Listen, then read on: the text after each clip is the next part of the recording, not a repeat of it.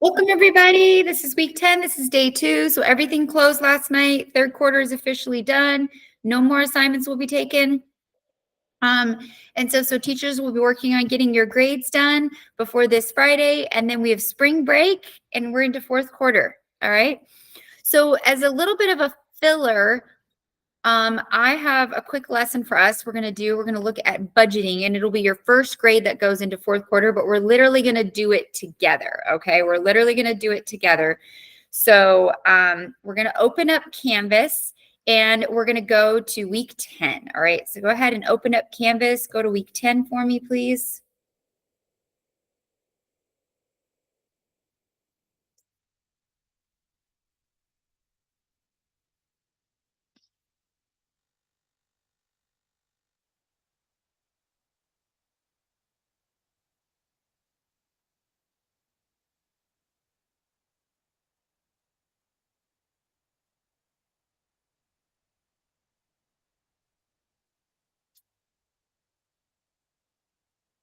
All right. Once you're there, okay, we're going to go to the budget overview page. And the reason you need to be with me is because when we go to take the quiz, we're going to do it together. And then this is going to be the first grade that goes into fourth quarter, and it's going to be a really easy one. All right. So everybody can start with an A. All right. So the essential question is, how do you balance your budget? Okay. So we're going to look at balancing budget. We're going to look at the quiz. We're not going to do exact path this week. Okay. So we're not going to be doing that. So we're just going to be doing the budgeting, and then you guys will have some free time. All right. So let's see. A balanced budget occurs when revenue, money coming in, are equal to or greater than the total expenses. So your goal in life is to spend less than you make, all right? And that means you will have extra money. If you're spending more than you make, that's how you go into a deficit, or AKA debt. A budget can be considered balanced after a full year of revenue and expenses have been incurred and recorded.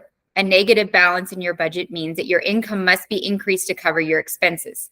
To tackle this problem, you can either increase your revenue or reduce your costs. Even better if you can accomplish both.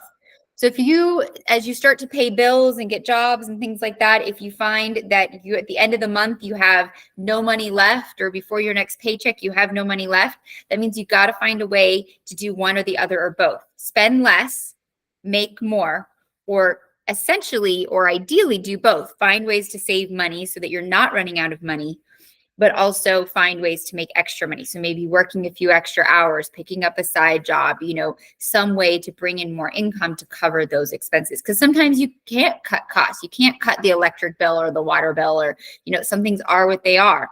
But maybe eating out less or shopping less, or, there's ways that we can cut things, okay? Most often, you might think the only way to increase your income is to find a better paying job. That is the most common way, but there are other strategies, okay? So asking for a raise or a little bit more per hour. So usually within a job, the first 90 days or 3 months, sometimes you'll have like a review period. And then if you get a positive review, you could maybe ask for an increase, ask for, the worst they can do. This is what my dad always used to say. He's like, the worst they can do is say no. And that is true. I've asked for raises. Teaching, you can't really ask for raises. It's just in our contracts, stuff like that. But jobs I had before teaching, I've asked for raises before. And I would honestly say 75% of the time I got them. Now, maybe not as much as I wanted, but I got something out of it. Now, that doesn't mean you can go down there and ask for a raise every month, right? That's not going to work, okay? But if it's been 6 months, if it's been a year, if you've improved your job performance, if you've taken on more responsibility, especially when you can come to them and justify, hey, I've done this, this, this. I've taken on these responsibilities. I've stepped up here. I feel that it would be appropriate to compensate that in a different way, and you approach it respectfully. Oftentimes, you can get a pathway to that. Now, not always, but the worst they can do is say no. Another thing you can do is looking for an extra job, maybe babysitting, mowing lawns, selling crafts, finding that side gig where you can make a little extra money. Selling things you no longer need. So I've done that before. Sometimes when I want new furniture, my husband's like, I don't really need new furniture. I want new furniture. So I will sell the furniture I have to help pay for something new, right? As I'm saving for it. So sometimes selling something you have can help pay for the new thing you want. Save your change, your cash at the bank or a coin machine, and then ask for money or gifts for your money or cash cards as gifts for your birthday or a special occasion. So that can always be a nice way to maybe get a little extra money, especially if there's something extra that you're trying to do. Any of you already have jobs? Any of you? Any of you already like working part-time?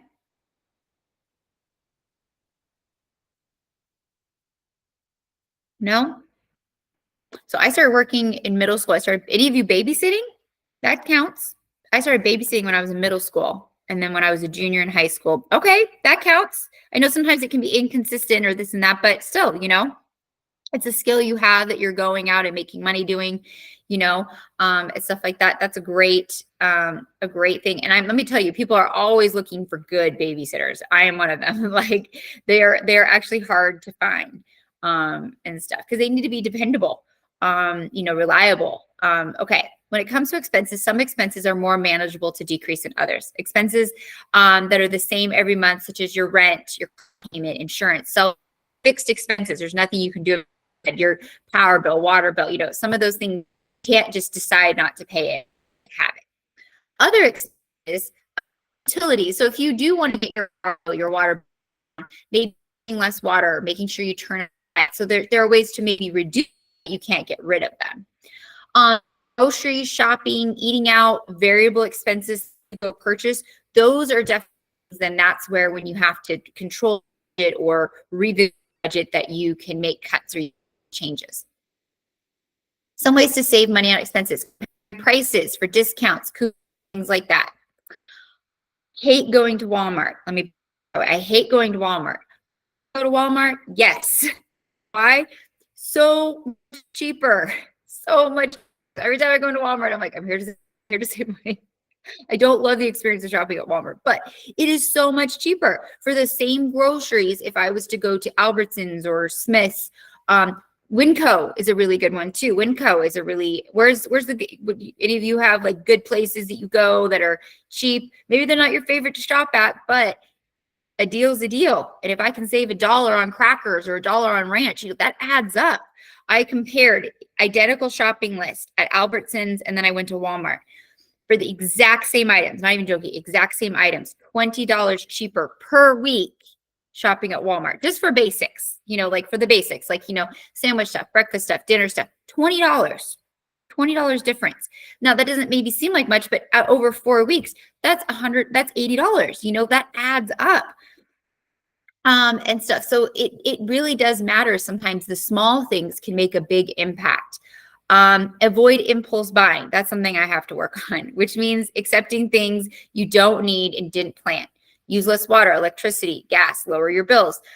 We were talking a little bit, the gas bills, have gone up. Everything's gone up, right? Everything's gotten really expensive. So our gas bill, my usage was the same in January as last January, and my bill was $30 higher. $30 higher. I was like, for what? That's such a huge rate increase for the same usage. So I went around the house and I turned the heat down because our house runs on the heat is through gas. And everybody's like, it's cold. I'm like, put on a sweatshirt. So I got my gas bill the next month and it was lower. We were a little colder, but it was lower. So sometimes you have to make those adjustments to try to save a little money. Borrow, swap, reuse things. If you could trade somebody, look for things secondhand. I have found actually some really cool, someday when you get ready to move out, get your own place, it's really expensive to furnish an apartment or just, to get furniture, things like that. I have actually found really great deals on Facebook Market and things like that. So be willing to hunt a little bit, go to secondhand stores. Doesn't mean you have to get junk. You can actually find really decent stuff sometimes. I've gotten some really nice pieces of furniture that I was able to repaint, or clean it up and refinish it. And so for $10 a paint and a third of the price for the sideboard or the dresser or something like that, I was able to get something and actually make it what I wanted, which could be kind of cool. Pack your lunch. I really try to do this when I leave the house, packing the food. If you're going on road trips, having snacks already in the car, choose free or low cost activities, so finding things that aren't super expensive. Shifting funds. A short-term fix to a negative budget balance is to move funds from a positive balance into the negative one. So for example, if your savings account has some money, but your checking account overdrew or it's getting really low, then you pull a little bit from your savings. You don't want to do that on a regular basis because then you'll run out of savings. So if you get in a crunch, now that's why it's important to have savings. I take 10% of every paycheck that I make and I put it into savings.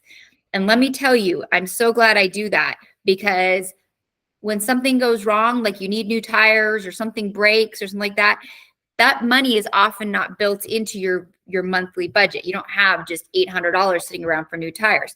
So it's so helpful to have that savings account that's built up. So when an emergency happens or something expensive, unexpected happens, that you have that money to pull from. So you don't want it to be an everyday thing, but when the right thing comes up, that's what it's for.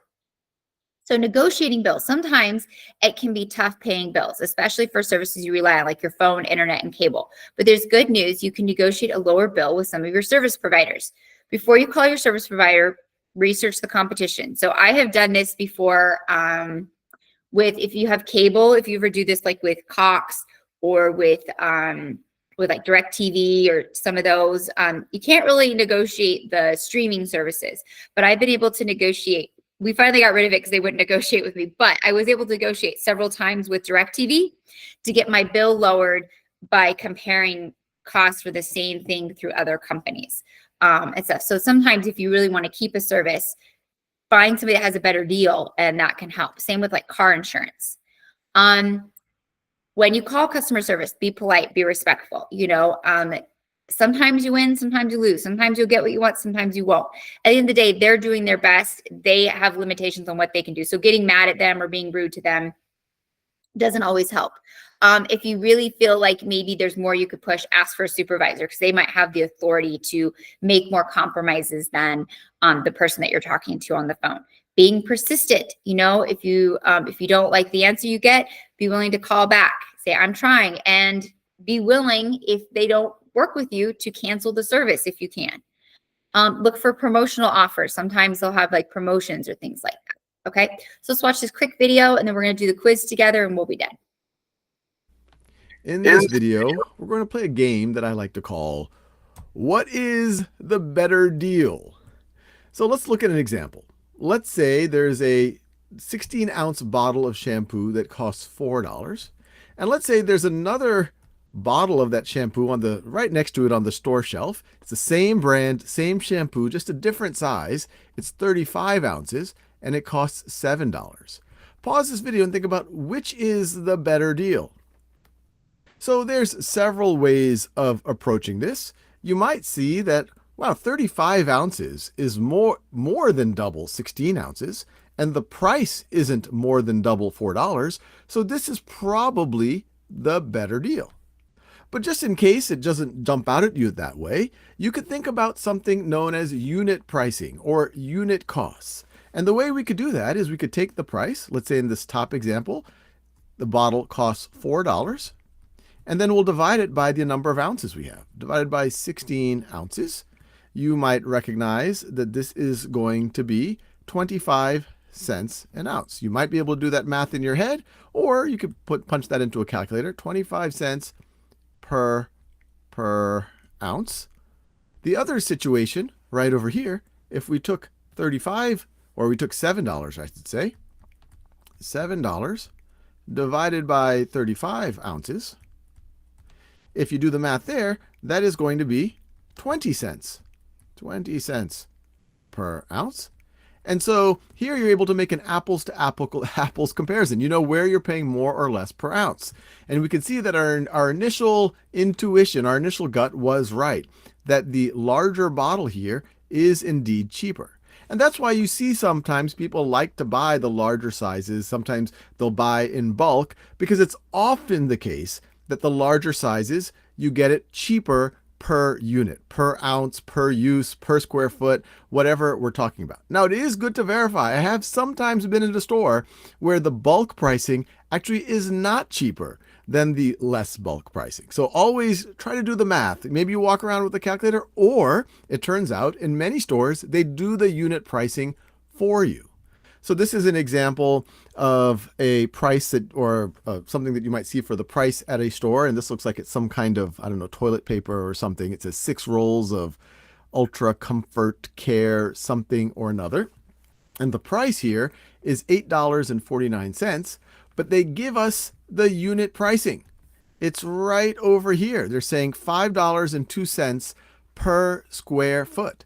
So if there was another different size of this exact same toilet paper, you could compare it on a per square foot basis to figure out which is cheaper. Or maybe there's two brands that also are coming in different sizes. You can compare which is cheaper by looking at the per square feet. It'd be more grammatically correct to say per square foot, but I think you get the idea. And it's not always going to be per square foot. It might be per ounce. It might be per use. But the important thing is that you're comparing the same units to figure out which one is the better deal. Okay, does that make sense? That's such a great strategy for shopping and stuff. So sometimes even like per brand, you'll see different, the same item. Ranch is an easy one, right? And the price per brand, a name brand versus an off brand or the store brand, that's a way you can save money. Or like they said, now it can seem like in the moment you're like, yeah, but I'm spending $7 instead of $4 on the shampoo. But if it's going to last you double the length of time, if the one shampoo lasts you a month, this one's going to last you 2 months, you're saving $1 over the course of 2 months, right? Because the very next month you'd have to go back and buy again the other $4 one, where if you buy the larger one at a lesser price per unit, you're saving that dollar and it lasts you the same amount of time as buying 2 bottles of the smaller unit. So great things to look at, especially when you start shopping and things like that, grocery shopping, going into stores, things like that. It can be really helpful. Any of you ever done that? Price compare or looking at the, trying to get the better deal? Any of you ever use that strategy? Yes, it's a great strategy. And again, sometimes it's straight up pricing, like when you go to like Albertsons, Smith, Safeway, like those kind of places, you're going to spend more than like Walmart. Target, you'll spend more than Walmart.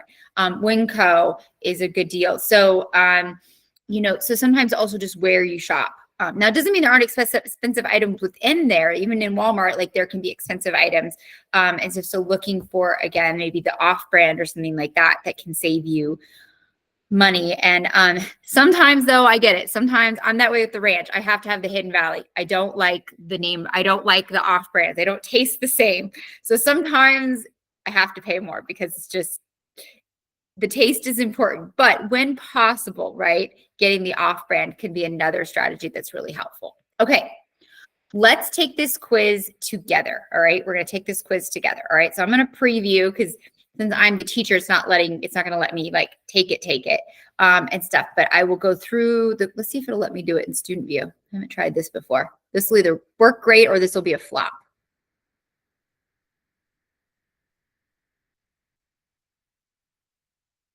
I haven't completed the acknowledgement quiz prerequisite. Okay, let me see, leave student view. All right, so I'm going to do preview. All right, you go in and you start it. All right, and let's do this together. Okay.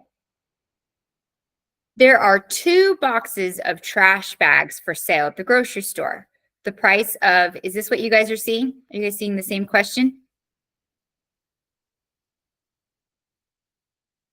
I agree. I like Sweet Baby Ray's barbecue. Okay, cool. All right. Hopefully these questions are the same. Except I didn't build this quiz, so I'm not exactly sure, but it should be. Okay, here we go. There are 2 boxes of trash bags for sale at the grocery store. The price tag of box A is shown below. The price tag of box B is shown below. Okay, this one is 40 count, so that's 23.7 each. Okay, so these are for trash bags, so 23 cents per trash bag. Same price, but lower count, 25 count, so 38 cents per trash bag because there's 15 less, so it's going to be higher per unit, right? Which trash bag is better deal? All right, is it A or B? No, this is so hard. Which one is it? Come on, in the chat, A or B?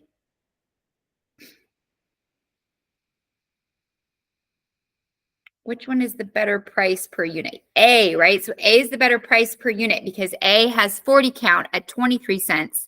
So even though they're the same price, you're getting 15 more bags for the same price with unit A, right? And you can tell that by comparing the per unit, right, for each bag. 23 cents versus 38 cents. Good. All right, so we're going to select A, and we're going to go to next. How much does a single bar of soap cost if the pack of 6 bars is $12? Fill in your response to the question. All right. So the easiest way to do that is if it costs $12 and you get 6 divided by 12.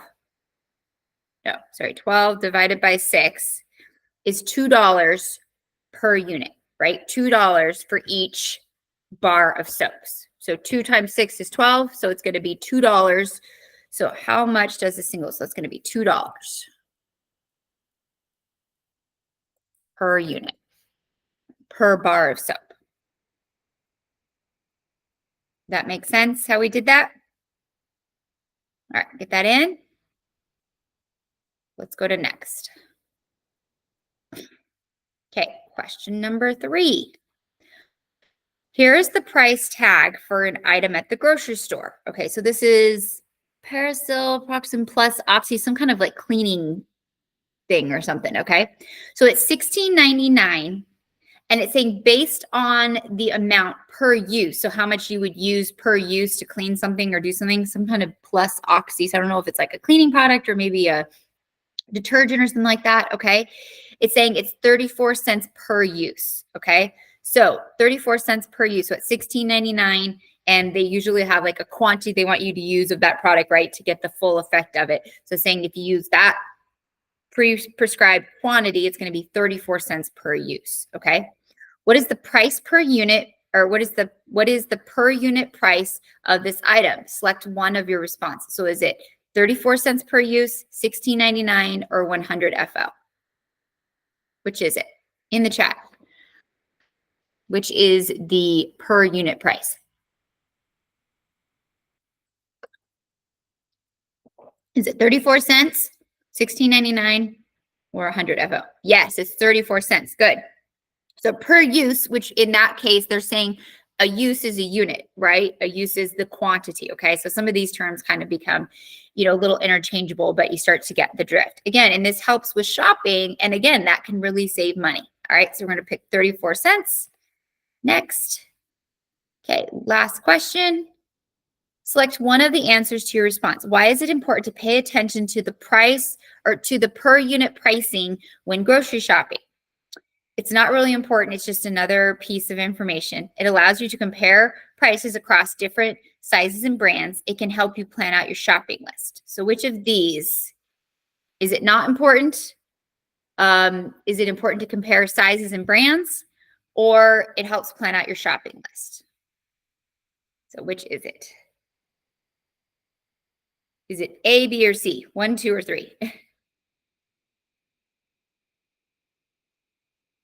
Good, Dean. Good, Delasia. Yes, yes. So it's important to do that. It doesn't really affect your shopping list, right? Because let's say you need toilet paper. Like you need toilet paper. That doesn't affect that you need that, but it will affect which one you buy, right? And how much you'll spend on that item that you need.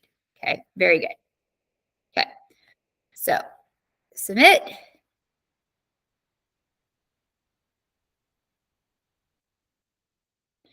And we got this one right.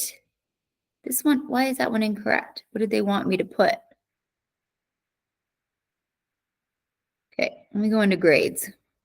Oh, whoops. Nope, I don't want to do that. Home.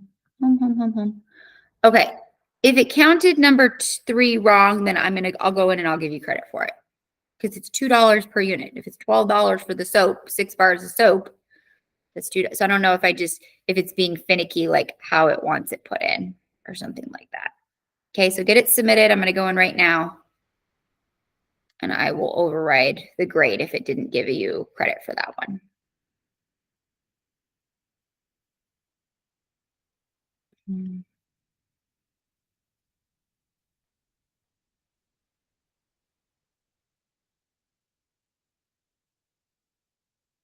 I'm looking for it. Here we go.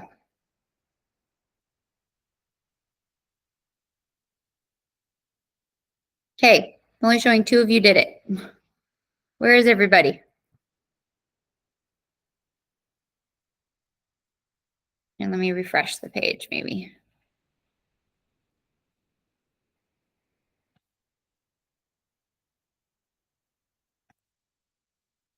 Let me try refreshing the page, see if it updates better.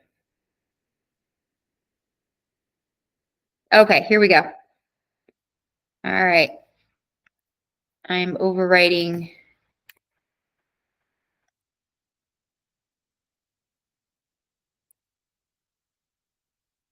If you've taken it, I'm overwriting it. Dean, how did you put in $2? It gave you credit. That's how I put in $2. Maybe it just wanted 2. Okay, so if you went in, I give you the full credit. All right, awesome. Okay, for the remainder of the period, that's what I have for you. So you are free to work on other work. We got to stay in here till about 10:15, but you're free to work on other work or anything like that. But that's it for this week, okay? And stuff. So you are great way to start fourth quarter with 100%, and we did it together. Right? So I know that was the hardest quiz we ever took. All right, it didn't like the way I put it in too. I was like, hey, now I'm the teacher. You're not supposed to make it wrong. All right. So you're free to, if there's something you have been assigned another class, or you can work ahead or something like that. If you have a book you can read, but we do need to stay in here for attendance. Okay.